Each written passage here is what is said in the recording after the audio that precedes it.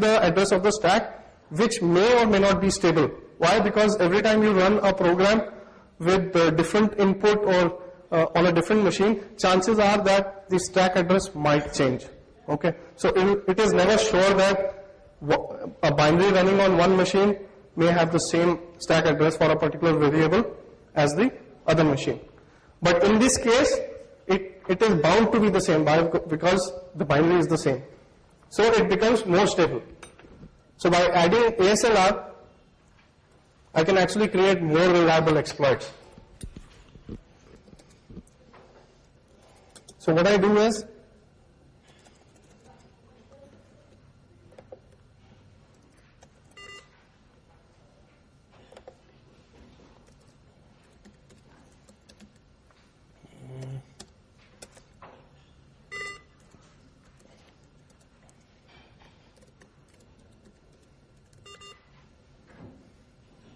I use MSF payload, and I tell MSF payload to give me a bind TCP shellcode, which means that by default, if you use this shellcode, it will listen on port 444, or you can change based on your requirements. And I tell it that I want a C program, but that actually does not matter. Okay, so now I have my shellcode. I don't have to go through assembly also. I already have a created cooked up shellcode. I pick up this shellcode and I pick up the address of the jump ECX instruction.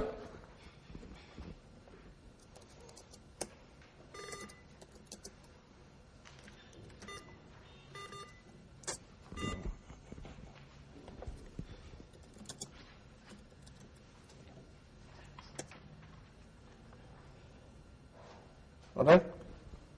So I use the same procedure. I find out I use the pattern create, give the input in the same format using netcat. Okay, I create the shellcode, or I create a pattern, I give it to netcat, netcat will give it to the binary, I analyze the core, I find out the offset of the return address. Okay, so in this case the offset of return address is, I think, 204. So I know that my payload can be of 204 bytes, after which I need to give a return address, and which is what I'm doing. I'm creating all no ops. At the end I have my shellcode and then the address to return to.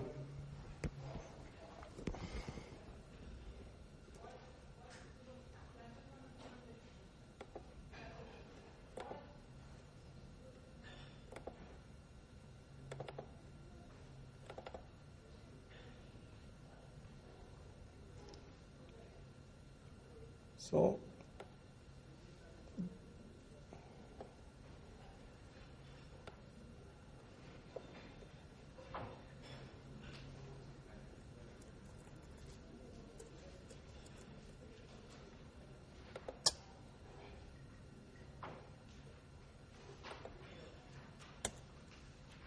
all right.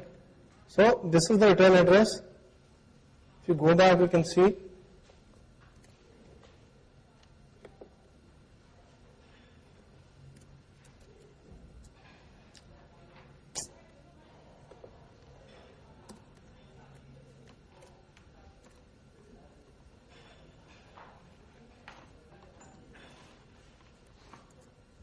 so I've taken the first address and I've copied it into my shellcode here. Now if you see, the address is written in an opposite fashion. Now why is that? Little Indian. Okay, so it's the processor is Little Indian, so we need to write the lower byte first, then the second lower byte, then on and on and on. Okay. And let's say bash echo shellcode, and I say cat shellcode, or rather let's directly jump onto the exploit writing instead of this. Okay, so whenever you're writing an exploit for Metasploit, all you need to do is just go into the directory modules exploit, whichever operating system or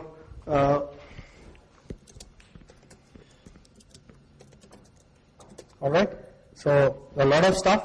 For BSD you go into BSD, HP Unix you go into HP Unix, Linux you go into Linux, and then write your code.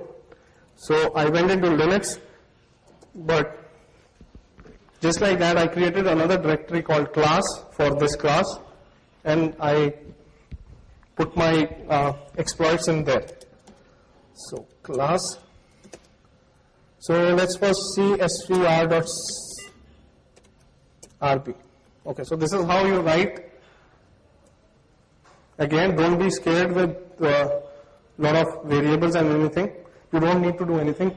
Just pick up an existing exploit from Metasploit framework. Just copy paste it to your stuff and change whatever values you need to change. So your Metasploit it inherits exploit remote. Ranking gives, I think ranking tells you the ranking for that particular exploit, whether it's an average exploit or good exploit or really stable. And then there are a lot of other values that are changed based on the rank of the exploit. And then these are some of the default information that you pass on to the base class constructor. So things like name, description, author, architecture is important, license, blah blah blah, references, blah blah, there are no references. Otherwise you can write that you're writing an exploit for and give the reference CV number here, which will be displayed when you're using info for that particular exploit. Privileged, I don't know.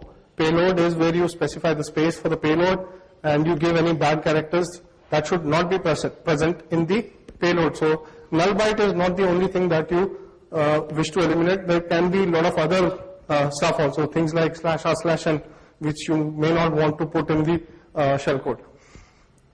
Okay, so default target is basically the operating system type and the return, the stable return address.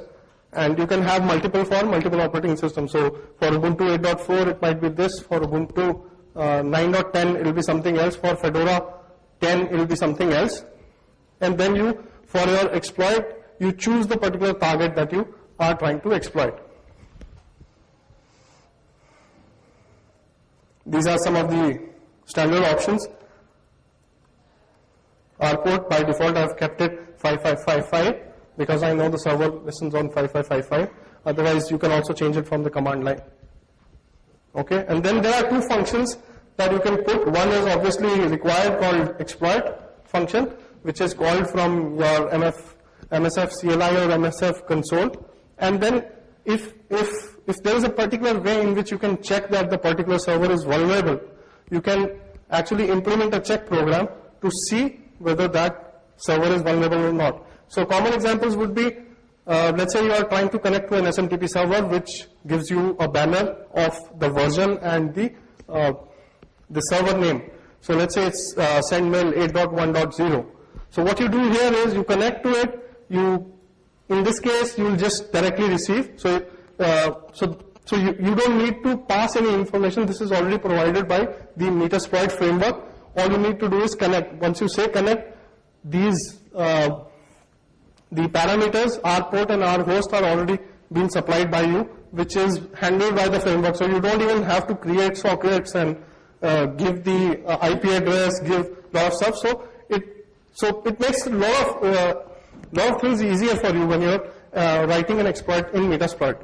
So you say connect, you say sock.receive or get, sock.get, you get the program name and the version, and then you can just check out here if the program name is sendmail and it also has a string version name 8.1.0, you say exploit check code vulnerable. If it is postfix, you say exploit check code safe. And then when somebody is running that exploit from Metasploit and it calls the check function, it will check for it, it will say either that the particular program is vulnerable or it is safe. So pretty simple. Okay, so now I have given the payload. I have told that the space is 204. So if If you see, I have not specified any payload here, okay, because that depends on the user. So this is also very modular in the sense that the same exploit that I have created can use any shellcode that the user desires. So user says set payload to reverse TCP or set payload to meter pattern or whatever, but then it depends on the space that is available whether that particular payload can fit into that space. If it cannot fit into that space, you will not be able to use that particular payload. Okay? So now there are two ways you can use a payload. You can use a raw payload or you can use an encoded payload.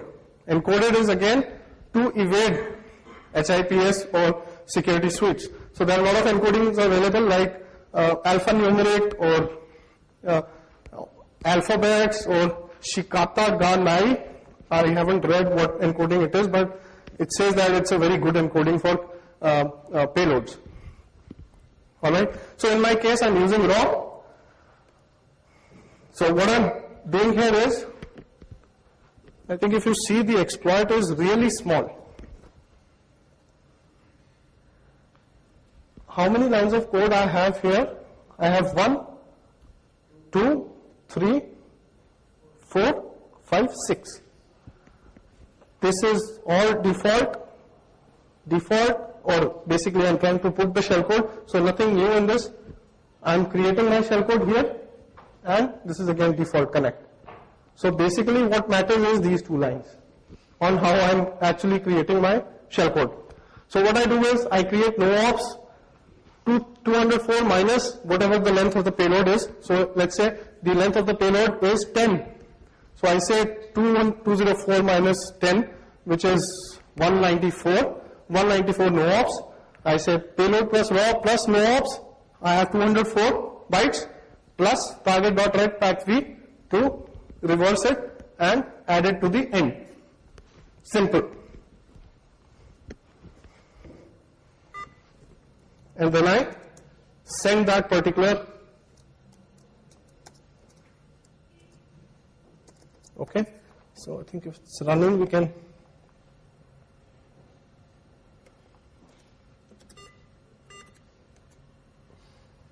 Okay, so the server is running. Now if we want to try it out, we can try it out.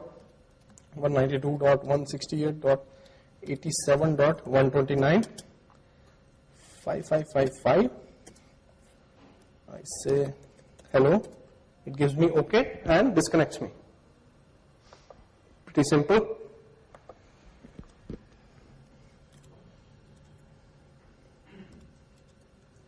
So I'm using MSF CLI in this case. This is one of the ways you can actually use just one particular exploit that you want to use. Why I'm using this is because it wastes a lot of time when you're actually loading MSF console every time. Because once MSF console is loaded, even if you change your exploit code, it will not be loaded again. Okay, so it's better to use MSF CLI. So in this case, I'm telling it.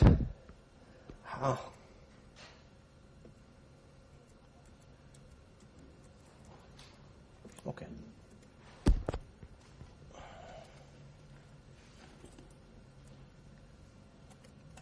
Okay, so I'm telling it I want to use this exploit, Linux/class/srv. My R host is 192.168.87.129. The payload that I want to use is Linux/x86/shell_bind_TCP. This payload is an inline payload. It's not a staged payload. There is a staged payload for bind TCP, which is Linux/86/shell/bind_TCP. That's how they differentiate between staged and inline payloads. And then I say target equal to 0, which is actually not required because I've already specified the default target as 0. 0 is the only target actually.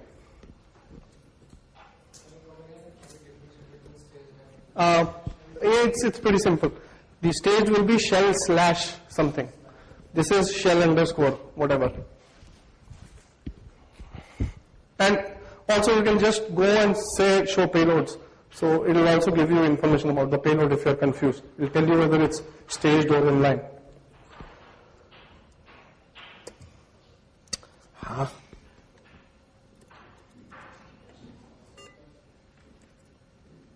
Let's see if it works.